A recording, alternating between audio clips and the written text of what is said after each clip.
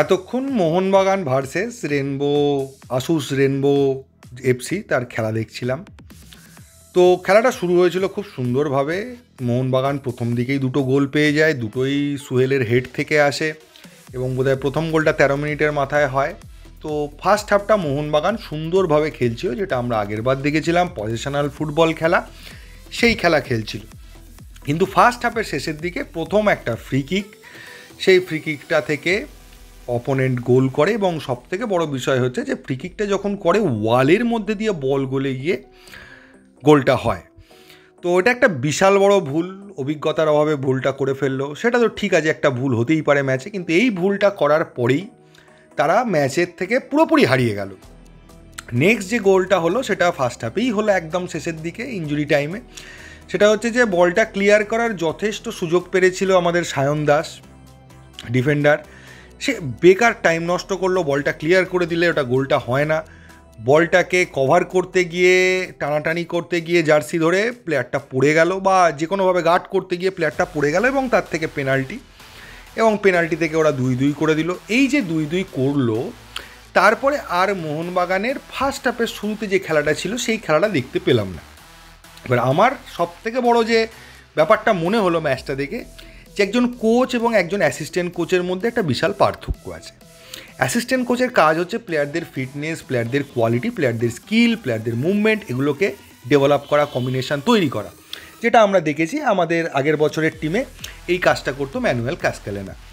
তো সেই কাজটা খুব ভালোভাবে হচ্ছে ডেগি কার্ডোজের আন্ডারে, সেটা কিন্তু খেলা দেখে বোঝা যাচ্ছে। প্লেয়াররা প্রত্যেকেই পোটেনশিয়ালওয়ালা প্লেয়ার এবং প্রত্যেকের স্কিল রয়েছে, একটা কি বলবো পারফরমেন্স স্পিড রয়েছে, সব কিছুই রয়েছে। কিন্তু যেটা হচ্ছে টোটাল শুধু স্কিল আর দৌড়নো নিয়ে তো আর ফুটবল খেলা নয়, তো পুরো স্ট্র্যাটেজির ব্যাপার আছে।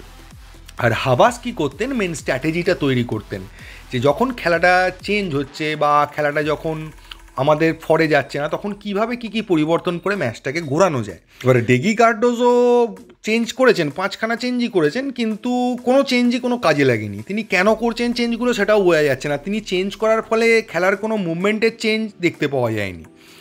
অভিষেক সূর্যবংশী প্রথম থেকে খেলেছে। অভিষেক সূর্যবংশী যে কেন আইএসএল খেলে এ কম বয়সী প্লেয়ার হয়ে, আর বাকি প্লেয়াররা কেন আইএসএলে চান্স পায় না, সেটা আজকের খেলা দেখলে ক্লিয়ারলি বোঝা যাবে। যে পুরো ম্যাচের মধ্যে এই প্লেয়ারটা আলাদা লেভেলের প্লেয়ার বোঝা যাচ্ছিল। আর বেটার কোয়ালিটির দুজন প্লেয়ারও আইএসএলে খেলছে, একটা হচ্ছে এদিক থেকে টাইসন আর ওদিক থেকে সুহেল। ফারদিন আলী মোল্লা খেলাটা ভুলে গেছে, যে খেলাটাও এতদিন খেলতো তার ধারে কাছেও যায় না। ও নিজেই নিজের কম্পিটিটর, ও নিজের যে করে যাওয়া খেলা বা মানে করে যাওয়া গোল বা যে ধরনের খেলার ছাপ সে রেখে গেছে, নিজেকে সেই জায়গায় নিয়ে যেতে পারছে না, তার পুরনো ফর্মের ধারে কাছেও আসতে পারছে না। মোহনবাগান প্লেয়াররা প্রচুর দৌড়েছে, প্রচুর অ্যাটাক করেছে, ম্যাচটা জেতার মতো সুযোগ মোহনবাগানের কাছে ছিল, আবার যদি বলেন অপোনেন্টের কাছেও জেতার মতো সুযোগ ছিল, রেনবোর টিমের কাছে যথেষ্ট সুযোগ ছিল। রেনবোর ব্যাপারটা হচ্ছে, যদি প্রথম থেকে কোচ একটু রেনবোকে নিয়ে ভাবনা চিন্তা করতেন তাহলে বুঝতে পারতেন রেনবোতে খেলছে যে প্লেয়াররা, তারা মানে আমি যখন খেলতাম বা আমি যখন ছোট ছিলাম তখন খেলতো, ফলে ম্যাক্সিমাম প্লেয়ারই প্রায় আমার বয়সের কাছাকাছি প্লেয়ার, বা 40 বছরের আশেপাশে তাদের বয়স। শিলটন পাল রয়েছে, কিংসুক দেবনাথ রয়েছে, এসকে সাবিত রয়েছে, এরকম প্রচুর প্লেয়ার রয়েছে এবং এরা কিন্তু প্রত্যেকে অভিজ্ঞ প্লেয়ার। একটা সময় এই বাংলার মাঠগুলোকে কাঁপিয়েছে এই প্লেয়াররা, তো সেটা নিশ্চয়ই কোচের জানা ছিল। তো এই প্লেয়ারদের অভিজ্ঞতা প্রচুর, স্কিলও আছে, কিন্তু এই প্লেয়ারদের ডিসঅ্যাডভান্টেজটা কোথায়, এই প্লেয়ারগুলো স্লো হয়ে গেছে। 90 মিনিট পর্যন্ত এক স্পিডে দৌড়ানোর ক্ষমতা এই প্লেয়ারগুলোর নেই। তো আমাকে সেই জায়গাটা টার্গেট করতে হবে, সেই টার্গেট দেখতে পেলাম না। সেই টার্গেট যদি হতো তাহলে 70 মিনিটের কাছাকাছি 3-4টে চেঞ্জ হতো টিমে এবং স্পিডটা বাড়িয়ে দেওয়া হতো এবং স্পিডের কাছে ওরা বিট হয়ে যেত, সিম্পল নিয়মে ম্যাচটা বার করে দেওয়া যেত। তো সেটা হলো না, বা সেরকম কোনো ভাবনা চিন্তাও করতে আমি কোচকে দেখলাম না। আমাদের প্লেয়ারদের তো অভিজ্ঞতার অভাব আছে, আমরা জানি, বাচ্চা ছেলে, তো তাদের যে অভিজ্ঞতার অভাবটা সেটা ফুলফিল করার দায়িত্ব তো কোচের তো অভিজ্ঞতা আছে, তো কোচ তো সেই জায়গা দিয়ে বলে দেবে যে এই জায়গাগুলোকে বুঝতে হবে। সেকেন্ড হাফে যে খেলাটা মোহনবাগান খেলছিল, 2-3টে পাস, তারপরেই একটা লং বল মানে অপোনেন্টের পায়ে জমা পড়ে যাচ্ছে। তো লং বলের কী প্রয়োজন আছে? ফার্স্ট হাফে যখন খেলা হচ্ছিল সুন্দর নিজেদের মধ্যে পাস খেলে ছোটো পাস খেলে উঠে যাচ্ছিল, সেটাতে অপোনেন্টের অসুবিধে হচ্ছিল, অপোনেন্ট মোহনবাগানকে আটকাতে পারছিল না। সেটা যখন দেখলো তখন কেন সেকেন্ড হাফে আমার স্ট্র্যাটেজি পরিবর্তন করতে যাব?